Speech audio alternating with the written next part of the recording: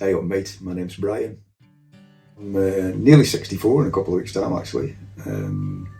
Yeah, I'm from Stoke, born and bred in Stoke, and my daily job is a mechanic. I live in Fenton now, yeah. Grew up just outside Stoke in a place called Salahead, so a lot of the country, sort of a real rural school, and yeah, I mean, my dad was an ex-miner, so knew all about the pits, stuff like that. Yeah, I had a really good life, good growing up. Yeah, really enjoyed it.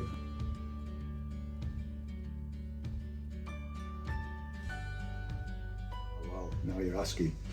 The very best thing for an oat cake is sausage, cheese, and tomato in that order. Yeah, every time.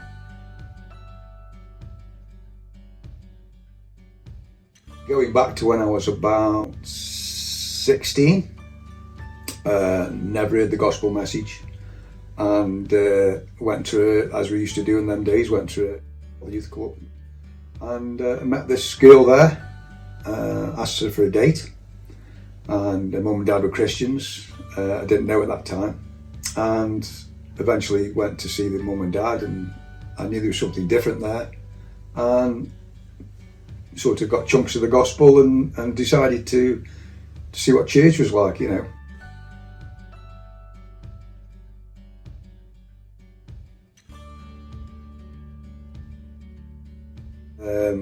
We courted for a while, and then we got married.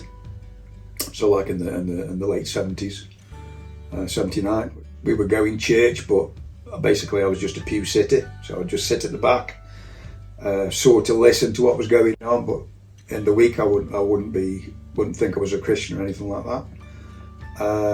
Sort of went for the wife really, and just went to please everybody. A bit of a please, I suppose. And things straight away went wrong in the marriage. So the wife left me for a while, and I tried everything to sort of get her back, but I was a bit violent in the early marriage. Sad part of my life. And I did about Jesus. I did about how you can get saved if and he comes into your life. You call him into your life, and I've heard some life-changing things about Jesus. So I got that low. I thought I'm going to do it. I'm going to ask Jesus to come and save me. One night, Mel had left me, and I got down on my knees, and I said, the things that the Bible says that you should say, that forgiveness of sins. I knew I was a sinner. I really believed, at that time then, that Jesus was God's son, come down to this earth, and that he died for me, and I asked him to come into my life, and I got that almighty knowledge of peace straight away. I knew that something had happened. I didn't realise, exactly what, because I didn't know much about God and church, but I knew that something had happened, and I felt real. I felt it was real, that God had come into my life. Yeah.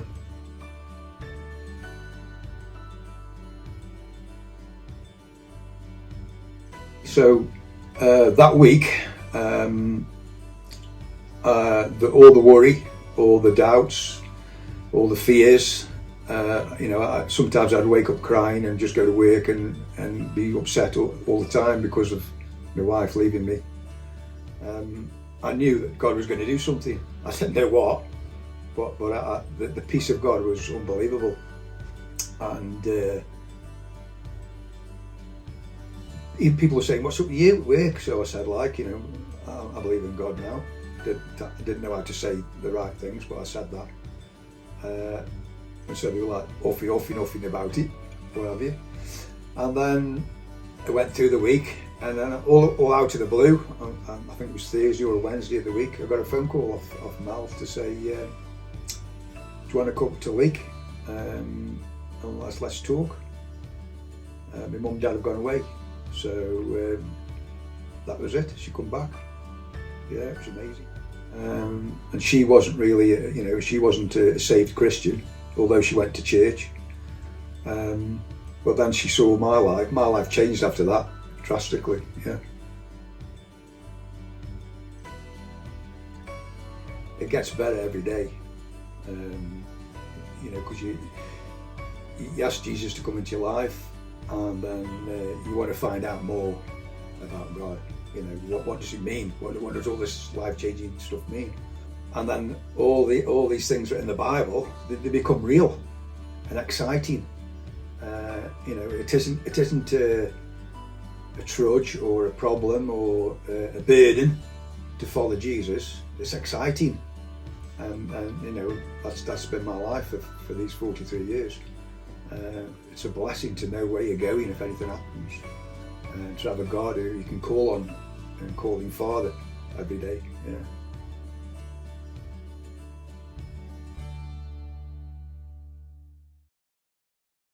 All right, what's your name? It's Bryan. Hey, mate. That's good.